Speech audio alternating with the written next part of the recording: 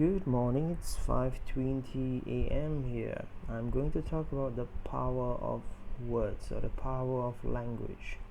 Now, in Malay, you have this word which is Redha, okay, Redha, Redha, okay. So when you say saya redha dengan keputusan ini, I accept this decision. Okay, so redha means accept. Okay, so that's another word which has the same spelling. In fact, even redha sometimes it's written without the H. Okay, so you have another one which is reda. In Malay you say reda, so cuaca reda, or saya meredakan keadaan, so I calm down the situation. So you see two meanings here: reda, accept, and then reda is calm. Okay, calming, and so on. So now you may think that this the first word came from Arabic and has the same meaning, and you may think that the second word is just a Malay word.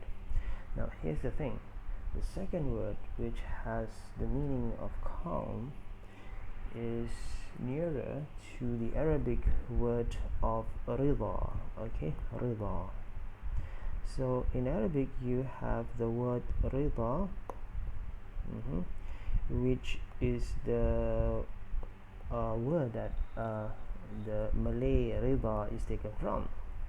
Okay, in fact, as I said just now, the second word rida, which means calm, means more or less the same or with the Arabic word rida. Now I want to explain something here. So usually we say saya redha dengan ketentuan Tuhan. Okay, so it means like I accept God's decree or what God has set.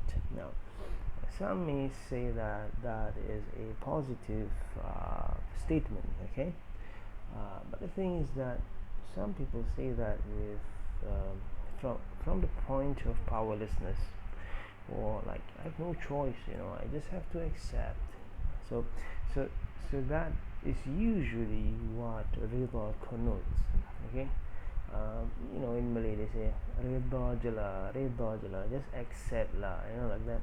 So this redha thing has taken on a meaning that is actually, here's the shocker here, that is actually not the meaning of the word redha in Arabic. Now the word redha in Arabic comes from the root letters ra, dot, ya. So the past tense is radiya. And do you know what radiya means? It's like radiyallahu anhu. When you say the name of the companions of the Prophet, like Uthman bin Affan radiyallahu anhu, Abu Bakr radiyallahu anhu, it means may God be pleased with him. Okay, so radiya means to be pleased. Radiya also means to be content. So my name, for example, Ridwan, comes from radiya also. It means contentment or pleasure. So actually, if you want to say that redha in Malay comes from redha in Arabic, you should also take the same meaning. Okay, so it seems that something is lost in translation. In fact, what redha in Malay mean may be contradictory to what it means in Arabic. Okay, when you say you accept, it means you have sort of no choice over something. You accept.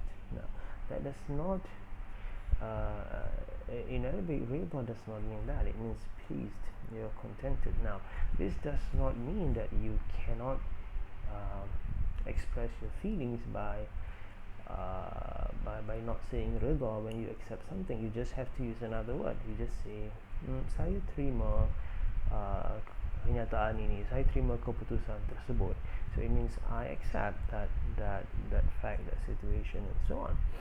so now what's happening here is that um, here's, here's, here's how I see this. Okay, in the first person who took the word Redha from Arabic to Malay did something wrong. Okay, which is you have this state in which you are hopeless, you can't do anything to it, and so you want to justify. Okay, this is deep. Okay, you want to justify your feelings as being favorable, or you want to see it as something which is normal, and so on.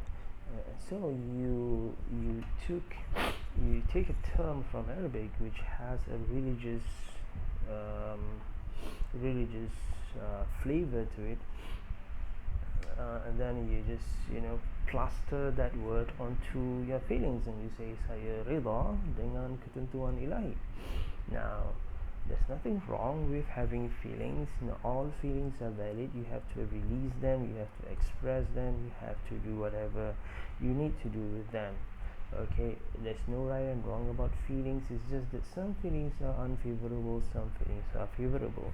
So if you want to release those feelings, you have to first describe them properly. Okay, so you don't confuse one term with another, you don't confuse one meaning with another. So when we confuse things, when we don't put things at their proper places, then you don't get solutions to things. Okay, so language is powerful. So you choose a term which is rather having a religious sort of connotation and plaster onto your unfavorable feeling to justify it. Then whoever comes after that thinking that rida means accept. Rida does not mean accept. It can contain the notion of acceptance, but fundamentally it means to be pleased, to be what? To be contented. Okay, to be content. So the point here is that language is power. You are your language. Okay, language defines you. Okay, so therefore you have to first be careful with your language and don't take meanings for granted. So yeah, that's it. Be careful with your language. I said this before as a tagline to root word method. You hack your language and you will hack your life. See you in the next video.